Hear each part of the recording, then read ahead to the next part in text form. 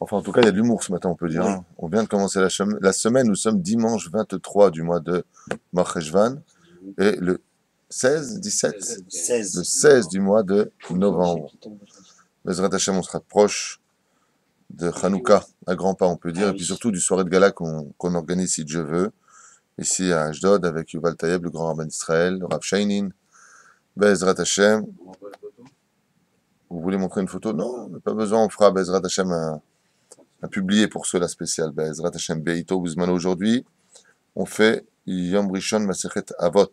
Quand je dis ce matin, il y a beaucoup d'humour, puisque Kol Ahad vient me raconter des histoires. Ce matin, c'était Maurice qui me racontait l'histoire de trois Algériens qui allaient au restaurant ensemble, et puis quand ils reçoivent l'addition, chacun paye son plat. C'est très rangé, algérien, c'est très...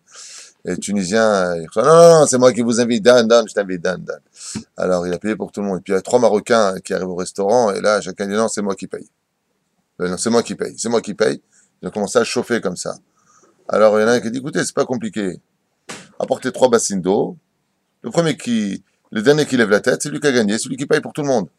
Alors, mais le tsar, comme ça, le mec, il amène 3 bassines d'eau à ce moment-là et ils sont morts les 3. J'aime bien lui comprendre en retard. Oh, viens là. Commencer la semaine avec le sourire, il n'y a pas mieux au monde, Bezrat Hashem. J'étais à la Chot, Rabbeinu, et on plongera dans ma Masechet Avot.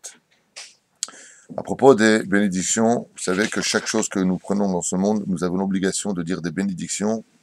Si Chaz Veshalom, une personne, Chaz Vechalila, à Dieu ne plaise, une personne mange quoi que ce soit de ce monde sans faire de bénédiction, il est appelé voleur dans les cieux. Car ce monde ne nous appartient pas, il n'appartient à personne d'ailleurs, il appartient au Créateur du monde. C'est à lui qu'appartient tout le ciel et la terre. Et nous devons automatiquement demander la permission à Dieu, donc faire des bénédictions. À travers ce savoir-vivre et ces obligations spirituelles, voire ésotériques pour certains cas, sur nos bénédictions, il faut aussi savoir quoi attribuer aux aliments que l'on mange. Par exemple, si je vous pose la question, qu'est-ce qu'on dit sur le champignon? Chacol. Chez Akol. Pourquoi chez Akol? Parce que il n'a pas de racines. Il ne pousse pas dans la terre. Il ne pousse pas dans la terre, les champignons. Donc Adam, pour lui, les champignons ne poussent pas dans la terre. Non, il n'y a pas de racines. Non, il tire sa nourriture de l'air. Oh, ça c'est la vraie réponse, tout simplement parce qu'il ne pousse pas que dans la terre, mais tout simplement parce qu'il est ce qu'on appelle Gidulo Mina Avir. Il pousse de... Non, c'est pas rapport avec les racines non plus. Voilà, donc tout simplement, il tire sa subsistance de l'air. Tu as des champignons dans la terre, sur les arbres, entre les orteils. C'est crade. Mais... chez Akol. Ken, Yesh Beze, Kron Miné, chez l'autre. Qu'est-ce qu'on fait sur du Dekel, par exemple? Vous savez, le... cœur de palmier. Cœur de palmier, vous faites quoi comme bracha? Chez Akol, bonne réponse. Pourquoi? Pourtant, c'est pas prévu pour qu'on le mange, normalement. C'est le cœur du palmier. Non, t'as fait un truc naze au milieu, là. Mais c'est pas grave. Aval quoi qu'il advienne. Pourquoi est-ce que je vous pose des questions un petit peu? Et sur la banane? Adama. Comment tu dis? Adama. Non. Ha-Adama. Pourquoi tu dis Ha-Adama? Alors Adama. qu'on appelle ça un bananier. C'est un arbre, le bananier. Oui, mais c'est un arbre. C'est une plante. C'est une plante ou un arbre? C'est une plante et en plus, elle mûrit au sol. Comme tous les arbres qui mûrissent au sol, mais c'est pas grave. Non, on enlève la main de banane. Oui. Et ça mûrit au sol. Ah, ça continue à mûrir au sol. Il n'y a pas de cycle, c'est-à-dire le bananier, il va donner qu'une fois. J'ai compris, d'accord, très bien. Comme dit, comme ça, c'est mieux. Par exemple, il pleut aujourd'hui, grâce à Dieu, On s'en fiche qu'il pleut à Adam, là, je suis pas en train de dire ça. Et Quelle bénédiction, très bonne question. Quelle bénédiction on dit pour le tonnerre? Baruch ata Hashem Elokeinu melech haolam, shekocho ugvurato malé olam. Et pour les éclairs, Baruch ata Hashem Elokeinu melech haolam, oseh maaseh bereshit. Voilà, comme ça c'est dit, enregistré. Il a fait Méod. Alors pourquoi je vous parle de tout cela? Car il arrive souvent que les gens disent la bénédiction de Baruch ata Hashem Elokeinu melech haolam, et ils disent après la bénédiction qui n'est pas attribuée ou pas en rapport avec l'aliment à consommer. C'est une situation délicate, car il peut arriver qu'une personne, chas vechalila, prononce le nom de Dieu en vain. Donc il est impératif, avant de consommer quoi que ce soit, de demander, de vérifier quelle est la bénédiction que l'on fait sur tel et tel aliment. Car il y a des moments où c'est plus récupérable, comme par exemple de dire Boré Peri Haet sur un aliment de la terre, qui est Boré Peri Ha'adama. Car le melon, par exemple, si tu as dit Boré Peri Haet dessus, eh bien, tu n'es pas sorti de la mitzvah, il faudra que tu recommences cette bracha, et ta bracha, elle est vatala. Car le melon ne sera jamais haetz. Le melon qui vient de la terre ne deviendra jamais un aliment de l'arbre. Mais par contre, il arrive dans certains cas que si tu as dit Boréperi ha-adama sur une pomme, tu n'as pas besoin de recommencer ta bénédiction, car avant d'être un arbre, il était terre. Donc tu es sorti de la mitzvah, même si tu t'es trompé par Boréperi ha-adama. Et c'est pareil pour le motzi lechem.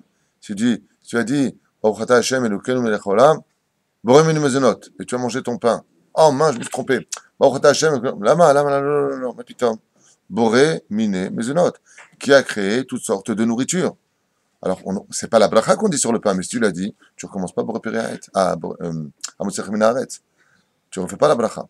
La reine est impérative, Bezrat Hashem, comme on sera le voir Blinéder chaque jour un petit peu dans les halachot, de savoir qu'est-ce qu'on doit attribuer à quoi, qu'est-ce qui correspond à quoi, et quels sont les klalim, quelles sont les généralités des bénédictions. Le mieux à faire, à Botaï, il y a 3 conditions pour une bénédiction. La première, c'est de se vider de toute pensée étrangère à la bénédiction, c'est-à-dire d'être concentré avec les mots que l'on va prononcer, être en harmonie au niveau de l'esprit et des mots, et non pas dire Baruch ata Hashem et je pense à partir à tel rendez-vous au moment où je le dis. La deuxième condition, de tenir dans la main ce que je dois dire comme bénédiction, d'accord? Il est impératif de tenir, et ça c'est le klal de toute la Torah, comme on l'a expliqué hier pendant le shiur sur Avraham Avinu alav shalom. Pourquoi est-ce que Abraham avait-il besoin de dire « Mets ta main sous ma hanche et jure sur ma brit mila que tu te feras ce que je t'ai demandé » alors qu'on sait que Avraham Avinu alav shalom, comme l'enseigne la Gemara, les Avot pratiquaient toutes les mitzvot de la Torah, y compris Pessah, puisque Sarah préparait des matzot, comme le précise Rashi. Donc pourquoi est-ce qu'il lui a pas dit « Mets ta main sur la mezouza qui est sur ma porte » Ah, c'est sûr qu'il avait des mezouzot, Avraham Avinu. Alors pourquoi Dafka, il ne l'envoie pas là-bas? La réponse du rabbi de Lubavitch à ce propos est de dire que, étant donné que la Torah n'avait pas été donnée officiellement au Har Sinaï, mais officieusement, il ne pouvait pas donc s'inclure dans la matérialité, la spiritualité qui lui était due. Seulement après le don de la Torah, la force du don de la Torah a été comme un espèce de marteau-piqueur de pouvoir introduire dans la matérialité la bénédiction que nous prononcions. Donc tant que les choses étaient officielles, il y avait comme une espèce de pellicule autour de la matérialité, mais pas dans la matérialité. Mais une fois que nous avons eu le don de la Torah, donc la Torah est devenue officiellement mise en pratique, eh bien nous pouvions pénétrer le monde de la matière et instaurer toute la spiritualité qui lui était due.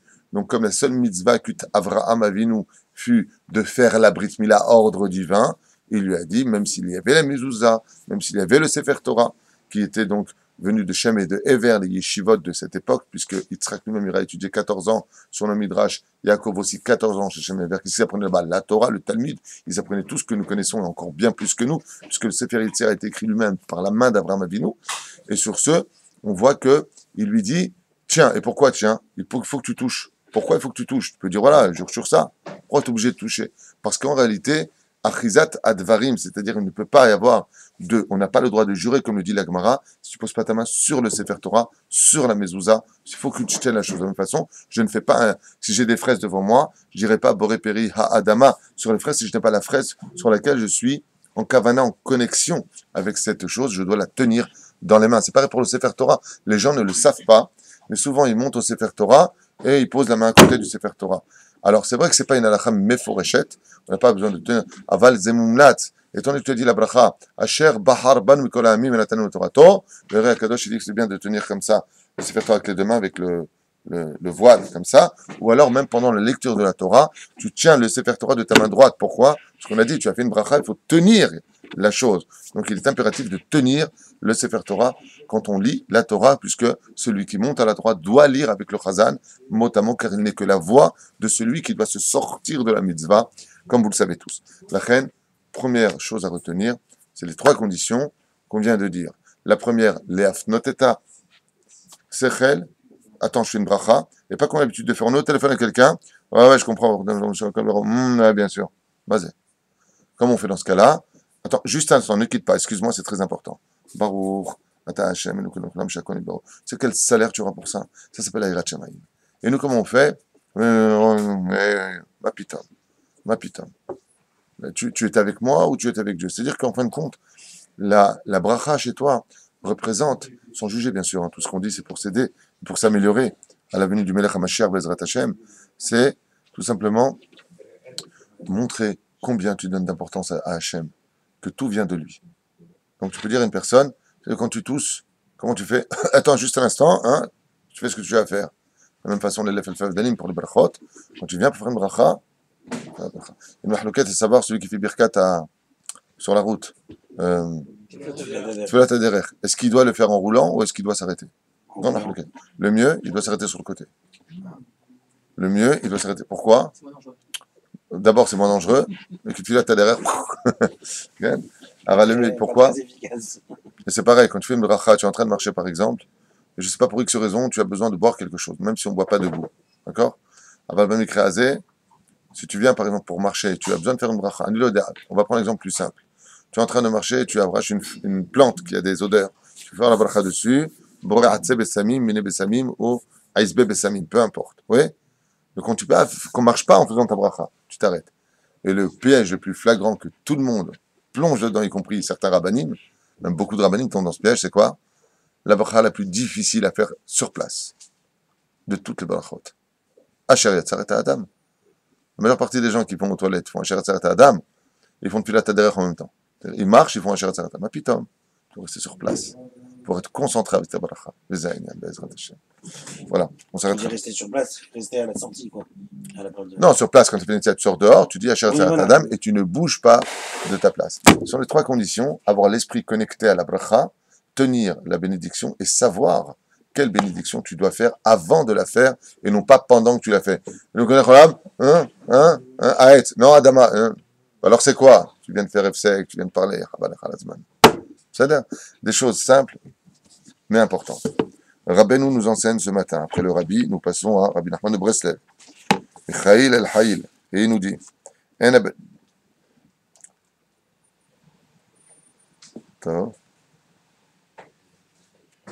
celui qui n'arrive pas à avoir d'enfant prendra sur lui de partir en galoute.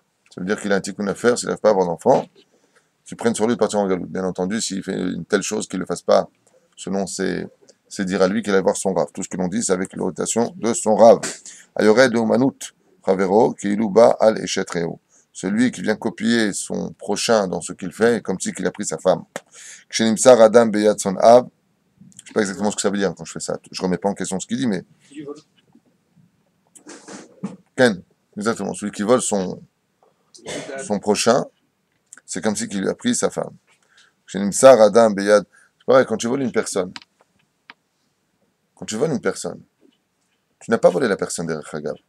Tu as volé la personne, sa femme et tous ses enfants. C'est la date, c'est כשנמצא אדם ביד שונאיו, הווה כמו שיקול בנים. לא עלינו ולכם. מי שבא על הכותית, או הזכר, או ירער בעבודה זרה, לא יהיה לו בן תלמיד חכם, ואם ילמד בנו תורה, יהיה שכחן. לא עלינו ולא עליכם. Celui qui a couché avec une non-juive, ou avec un homme, לא עלינו ולא עליכם, homosexuel, ou alors qui avait des pensées d'Avodah Zara, qu'il sache qu'il n'a pas d'enfants qui deviendront sages en Torah, et s'il y en a un qu'il devient, parce qu'il a eu un mérite extraordinaire d'avoir fait telle et telle action, alors qu'il sache qu'il oubliera sa Torah, cet enfant. À cause de qui? Des parents. Banim atovim ou refoua gdola le'avot. Et des bons enfants sont le meilleur remède pour les parents. Quand on a des enfants qui sont bien éduqués, qui marchent sur le chemin de la Torah, c'est le meilleur remède que l'on puisse trouver, Bezrat Hashem, pour les parents, car comme vous le savez, comme a dit Sarah a eu Rivka qui est rentrée dans ses chaussons, puisque une fois qu'elle est décédée, c'est Rivka qui prendra la place, et c'est ce que veut dire Rivka, Bezrat Hashem, Haye Sarah. On a vu hier le Rabbi, qu'est-ce qu'il disait? Qu'elle a une continuité, et que les enfants, quand ils continuent le chemin des parents, alors ça donne tout simplement la vie aux parents. Haye Sarah, même quand ils sont morts. Yaakov Lomet. Ken, Yaakov Avinu, Lomet, on vient nous dire, Yaakov Avinu n'est pas mort. Pourquoi il n'est pas mort? Parce que ses enfants continuent le chemin des parents. Tant qu'on perpétue le chemin d'une personne, on lui donne vie dans les cieux. Voilà. Nous étions dans la Mishnah du Perek Gimel Yud Zayin, mais on n'avait pas fini cette Mishnah. Nous avons vu ensemble que Kol shechochmato meruba mima'asav, en chochmato mitkayemet, tant que, ça on l'avait fait ensemble, je crois, Vaya, Arka, Arava.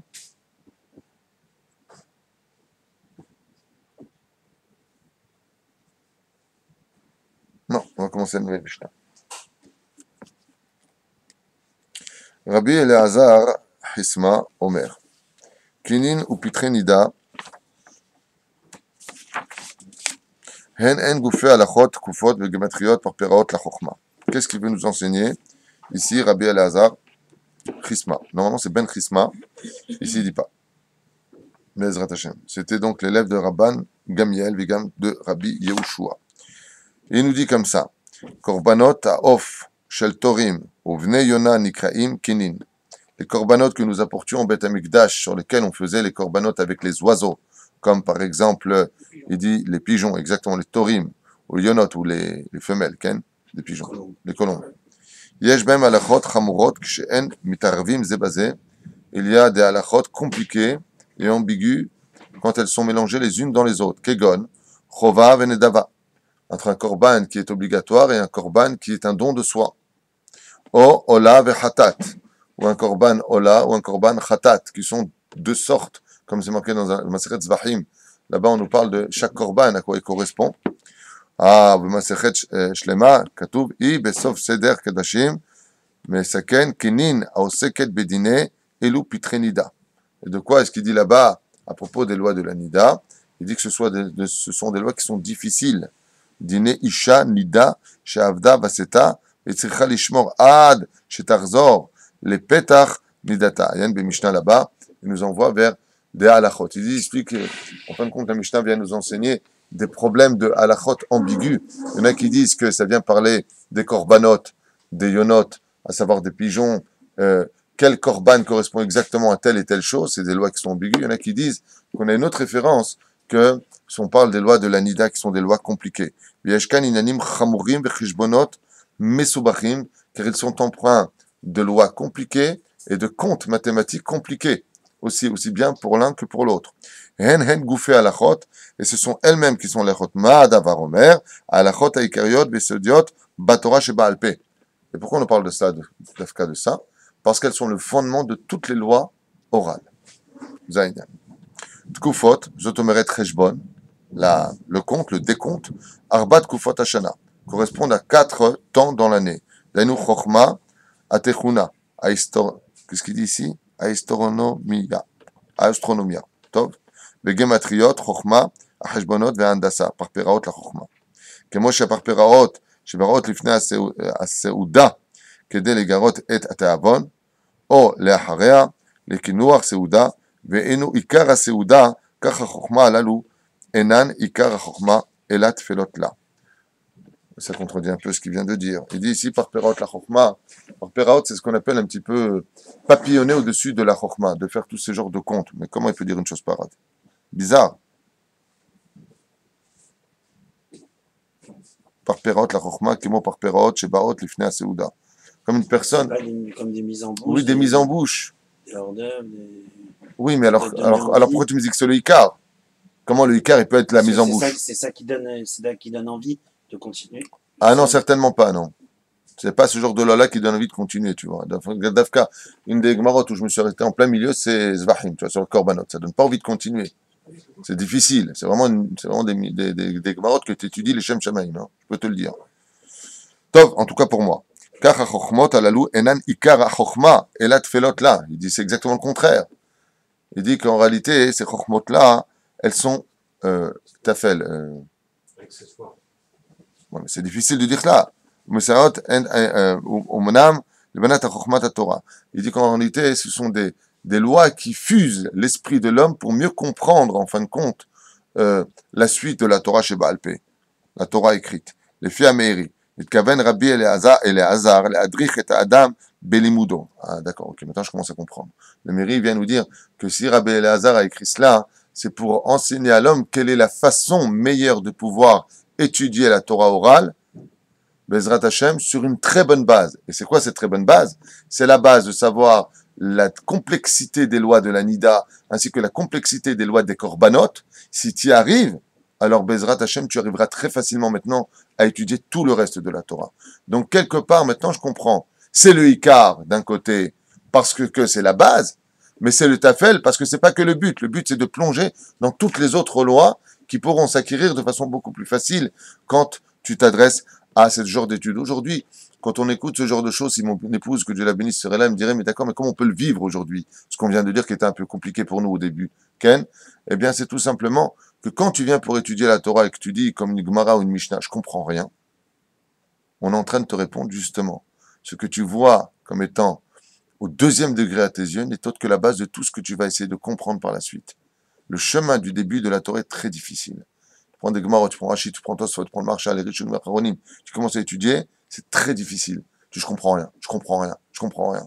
Et il te dit, ma pitom, aime par Peraot la Torah, tu crois que tu as besoin de n'étudier que ce que tu comprends, commence à entrer sur ce chemin, tu verras que tu finiras par comprendre. Voilà comment on peut le comprendre. Veremez o, lo bektsara, shen raou lo leikanes bechokhmatot tibiot, vailout ad sheimale kreso basar veyain. C'est ce que je viens de dire. Ne viens pas étudier que ce que tu comprends. Ah, ça je comprends, je prends, ça je comprends, je prends. Tant que ça me parle, je comprends. Il y a des gens qui vont étudier dans certains cours que la chassidoute. Pourquoi? T'es assis, t'es passif. Attention. Je ne critique pas, au contraire, je le dis à voix haute, il faut étudier tous les jours de la chassidoute. C'est le médicament particulier de cette génération. Je suis pas contre. Mais pas toute ta vie. Qu'est-ce que tu fais de la Mishnah, de la Halacha? Oui, c'est ça que je veux dire. Pas que ça. Et c'est ce qu'il dit ici. Il vient se remplir de vin, il vient se remplir de viande. De quoi? De ce qu'il aime bien entendre, la paracha de la semaine. Le spécialiste de la paracha de la semaine. Slicha, qu'est-ce que tu fais de tous ces livres? Tu dois apprendre la Torah. Tu dois aller Bezrat Hashem, un cours de Gemara, tu dois aller un cours de Mishnah, un cours de Mishnah Brura, même avec les autres études. Alors il te dit, même si maintenant, en fin de compte, tu as fait de ce genre d'études des choses qui te paraissent comme étant acquises, n'oublie pas que c'est là où tu auras de la difficulté, que tu vas fuser tes mochines pour vraiment pénétrer le monde de la Torah. C'est pour cela qu'un homme, en aucun cas, peut se considérer comme étant pieux et érudit dans le monde de la Torah s'il ne connaît pas le Talmud. Un Talmid Chacham qui n'étudie pas la Gemara n'est pas un Talmid Chacham. Il n'a aucune base sur toute sa Torah. C'est un homme qui feuillete. Aussi grand soit-il dans ce qu'il va vivre, parce que c'est un grand, il n'est pas Talmid Chacham. S'il ne connaît pas le Talmud, un lokloum. Il doit, au Hashem, il a une spécialité. On ne peut pas dire qu'on n'est pas là pour juger non plus. Aval, sachez qu'un Talmid Chacham, comme le Gaon de Vilna, Gaon, c'est Gematria Shishim, qui correspond au Shishim Asertot. Un homme se doit absolument d'étudier le Talmud. Et si c'est dur pour lui, et combien j'en ai rencontré, j'ai fait du Talmud? Non, pourquoi? Trop compliqué, je comprends rien. C'est exactement cette Mishnah qui lui parle.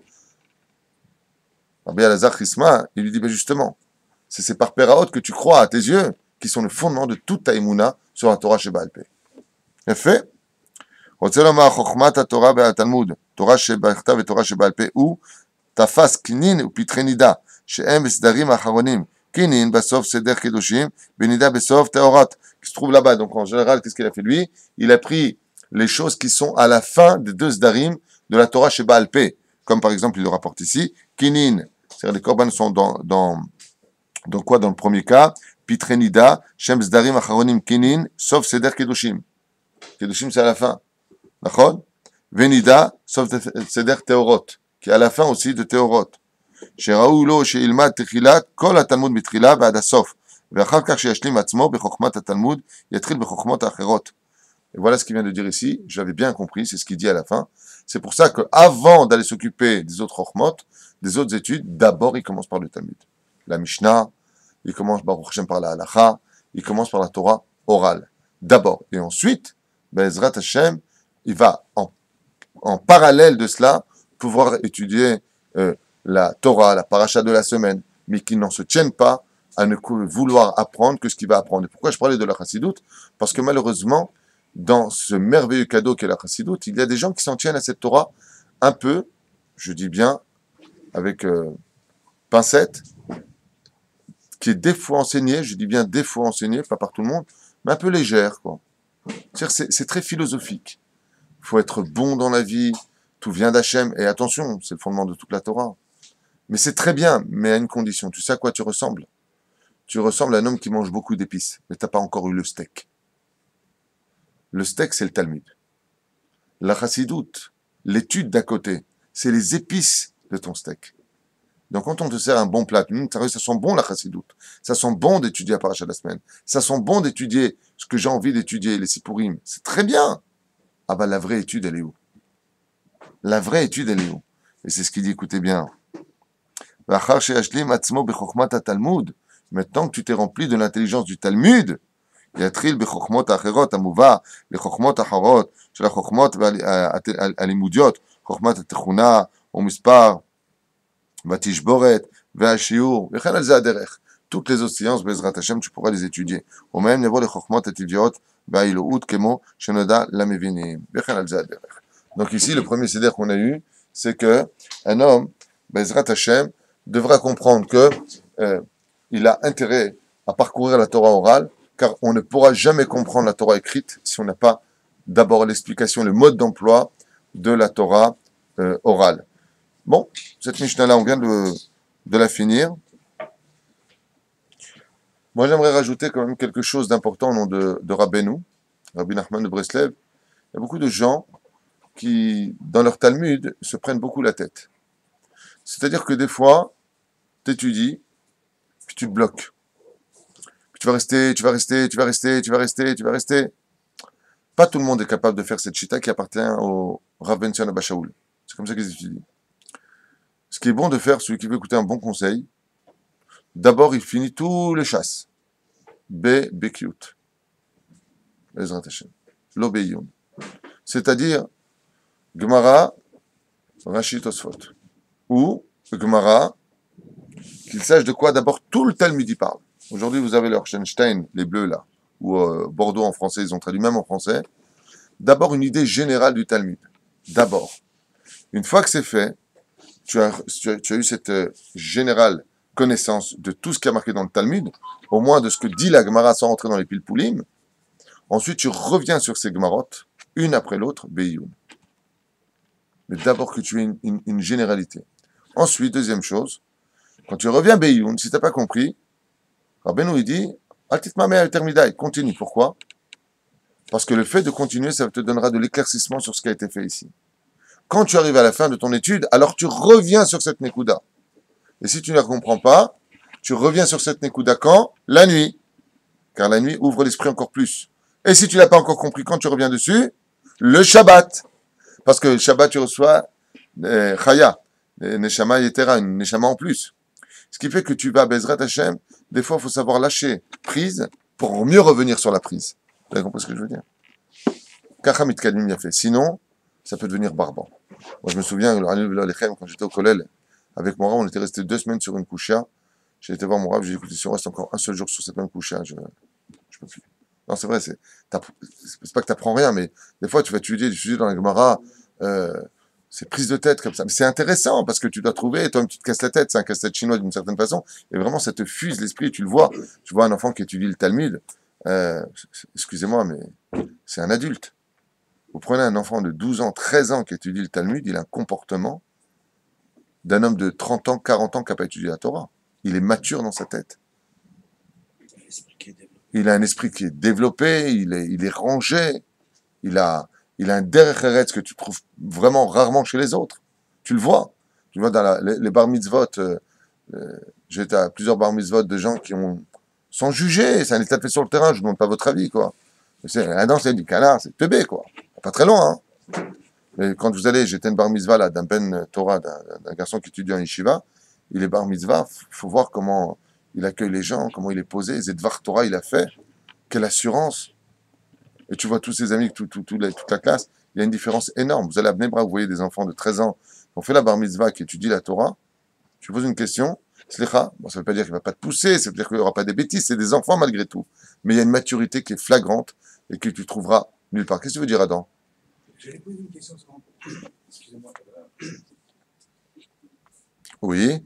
La maladie du siècle aujourd'hui, c'est des maladies qui atteignent le cerveau, sous plusieurs formes. Et je me posais la question, et je disais même à quelqu'un d'autre, a-t-on jamais vu quelqu'un dans la Torah, même dans ses plus vieilles années, à 80, 90, 100, avoir des problèmes de cerveau, ce type de maladie? Alzheimer, donc toi, c'est de dire aujourd'hui que beaucoup de maladies atteignent le cerveau, comme Alzheimer, comme la démence, comme plein de problèmes dans ce domaine, des problèmes de neurones. Dans le monde de la Torah, tous ceux que l'on connaît, en tout cas autour de nous, je ne dis pas qu'il n'y en a pas, mais quand je me souviens de Baba Saleh qui est mort dans un âge très avancé, le Rav Shach à 108 ans, Le Rav Kadouri a 108 ans Le Rav aussi. d'Israël de Sarcelles, Le Rav d'Israël qui avec était, toute cette- qui était paralysé de partout, je n'en connais pas un seul qui n'avait pas sa tête. Car la Torah a la force justement de garder cet extraordinaire, je ne sais pas si tu te rends compte, mais le Rav Ovadia Yosef, ainsi que tous les grands personnages de la Torah, aussi âgés étaient-ils, normalement, avec l'âge, on devient un tant soit peu sénile, même si on n'est plus Alzheimer pour autant. Les gens qui ont étudié la Torah n'oublient rien.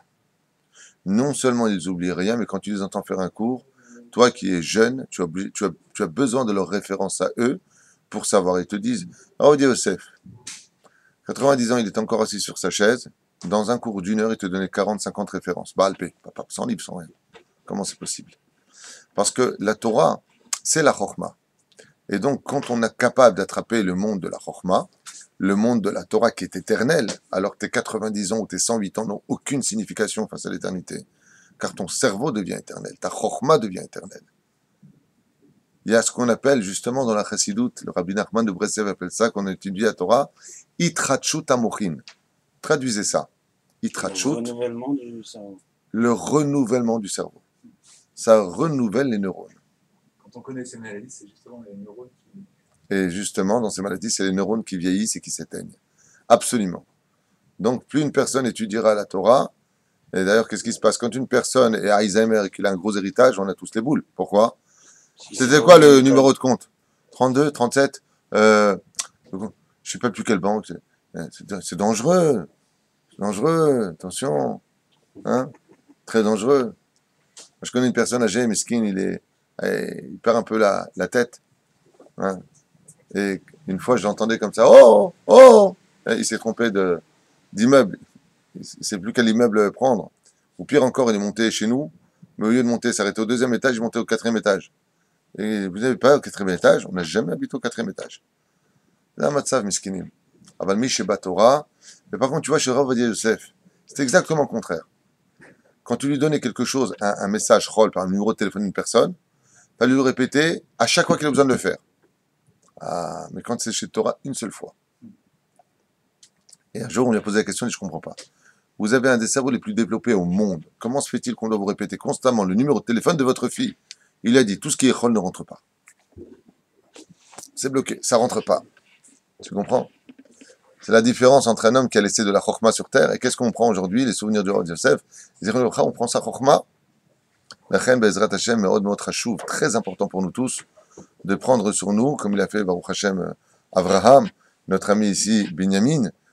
Tout de suite après le cours, qu'est-ce qu'il fait? Il prend une chavruta et s'assoit, et il commence à étudier de la Gemara. Il prend une chavruta, il commence à étudier la Gemara. Alors il ne comprend pas aujourd'hui. Dans 1 an, 2 ans, 3 ans, vous verrez qu'il comprendra très bien. Il va même réviser tout seul.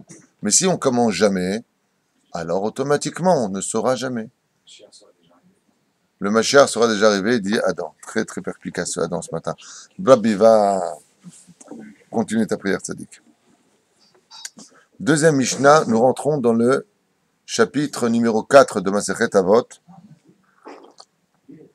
Mais avec votre permission, je vais faire redémarrer comment ça s'appelle? La vidéo. La vidéo.